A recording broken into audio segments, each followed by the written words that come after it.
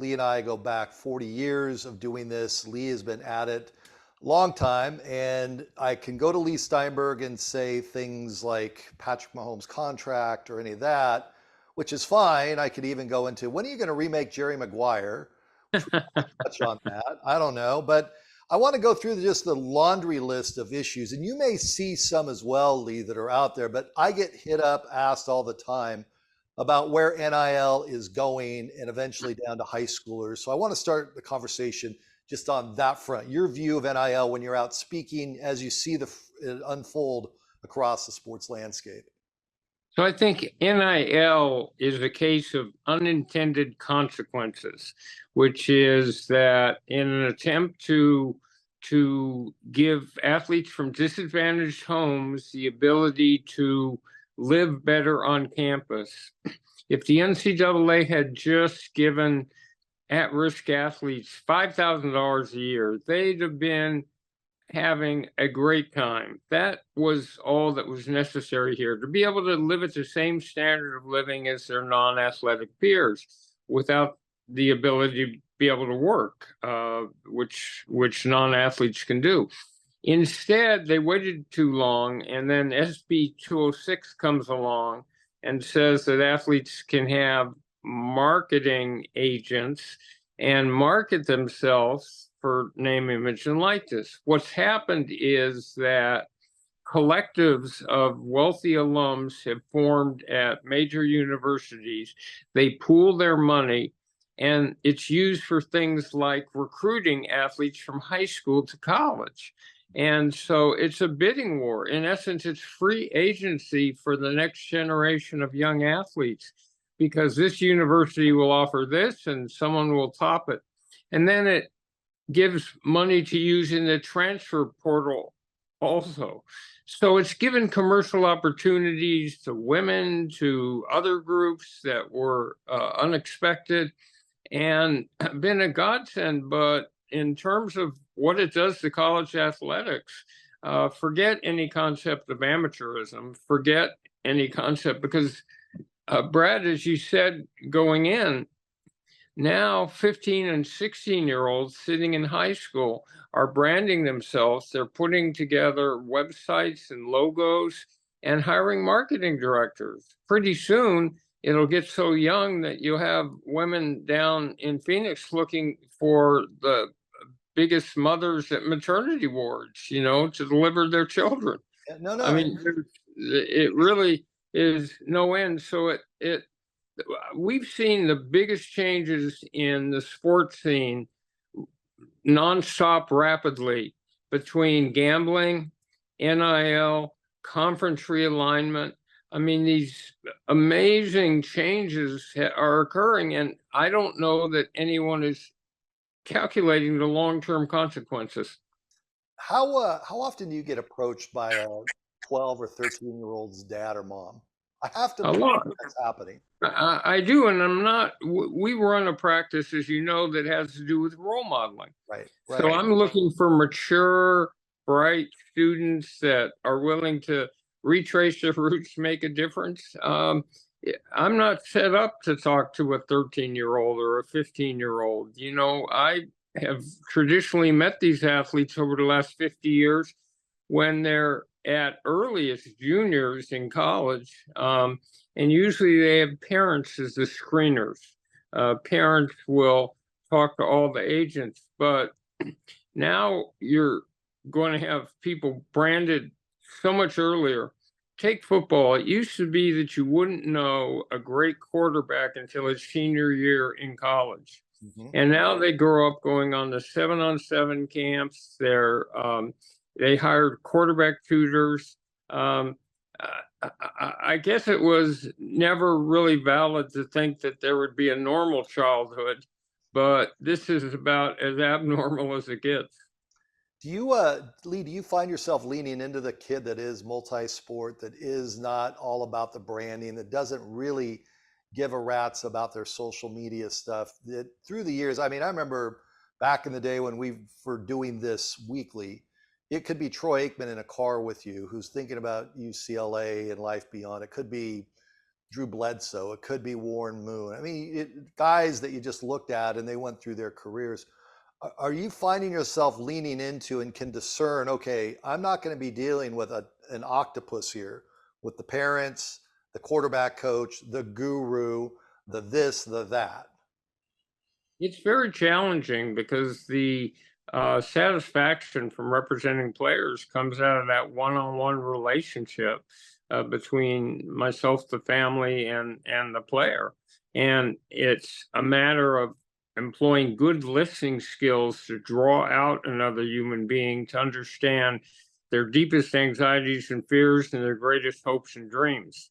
That's one thing to do when someone's 21. It's quite another thing when they're 13. And is it the parent that turns you off or gets you interested in this kid? Do you go? Well, it could be either way because the parents have done the very tough job of raising an athletic son or daughter with great values, great ethics, who understand the ability to think about second career and long term from the beginning. Now, that's the type of parent that's good to work with, but we're talking about athletes being role models, retracing their roots to the high school, collegiate, and professional communities, setting up programs that enhance the quality of life. And that's a critical part of the maturation process for a young man, because the enemy for athletes is self-absorption. You know, enough about me. Can we talk about how you, Brad, feel about me? That's self-absorption. No, I mean, as long as I've known you, you've talked and followed through on the give back.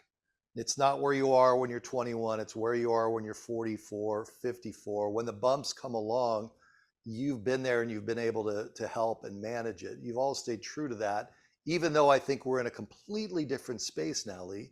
If you're breaking in now, it's like a completely different universe, because not only do you have the NIL side, but you have all these hanger-oners. You have this cottage industry of trainers, and there's some very good ones, but a lot of them are just taking money to teach a kid how to go run. They could do that in a soccer field. But you also have gambling now that you have to deal with. I want to dive into that a little bit. From a point of gambling in sports, you just saw the NBA ban a player. I'd be naive to think that's the only guy out there that's bet on a prop bet. So from your view, all the leagues, is there concern, or is it just, look, we all know that gambling's bringing in huge bucks, we just have to adjust? Well, I have nothing against gambling. I think it can be fun and the rest. But remember, always, gambling also for a select group is an addiction that ends up ruining their lives. And there was an impregnable Berlin Wall between gambling and sports forever until several years ago, when the New Jersey court struck down state prohibitions against gambling. And now you have Bob Kraft and Jerry Jones, two NFL owners, own part of FanDuel or DraftKings. You have the ability to go in the Washington Commanders football stadium and go up to the snack bar and, oh, incidentally, place a bet like you're at a racetrack. You have widespread advertising, and it's got a couple problems. The main problem is this: the existential threat to pro and collegiate sports would be the perception by fans that the games are not played on an even playing field, that they're fixed somehow, that either inside information, as was true in the Jonte Parker situation, he knew he was going to come out of games. He told a gambler he was going to come out of games, and on a prop bet, the over-under, the gambler took the under and made a fortune. So if you think that an athlete's been compromised because of gambling debts to shave performance, or is altering performance somehow and in communication with gamblers, then all of a sudden pro sports becomes wrestling. It becomes an exhibition.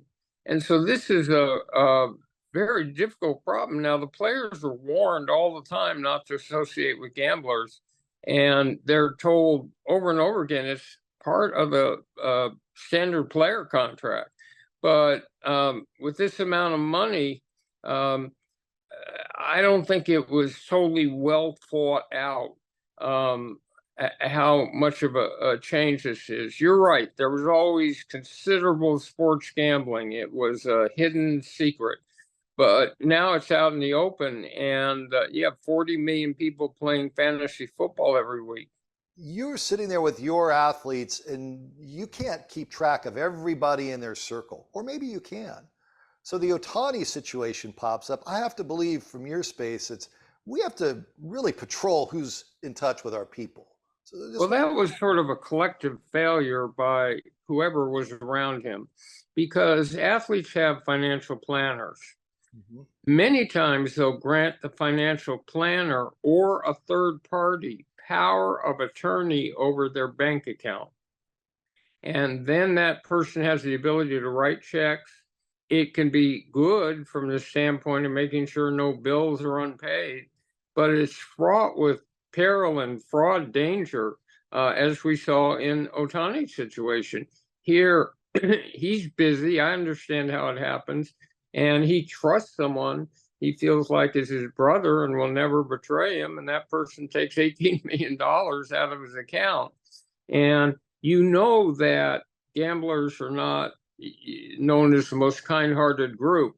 So no one's extending the interpreter, Ide, $18 million. He must have told them that it was Shohei. It's not Shohei's fault, except to let someone that close to him.